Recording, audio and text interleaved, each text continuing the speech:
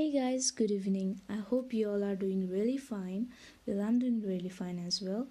So, a lot of people have been asking what is feature photos and how do you feature your photos or videos on Facebook. So, today we are going to learn about what is feature photos and how do you feature your photos or videos on Facebook. The feature photos section is a part of your profile that allows you to choose photos and stories to highlight to help people get to know you better.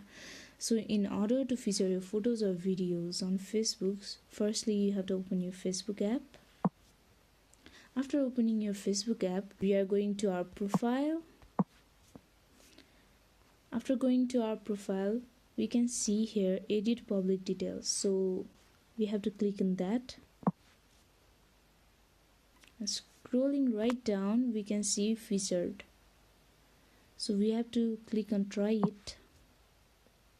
And you can choose any photos or videos from your camera roll and you can choose one or more than one.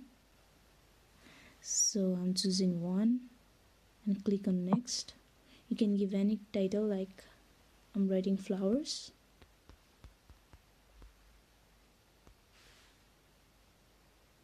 And save.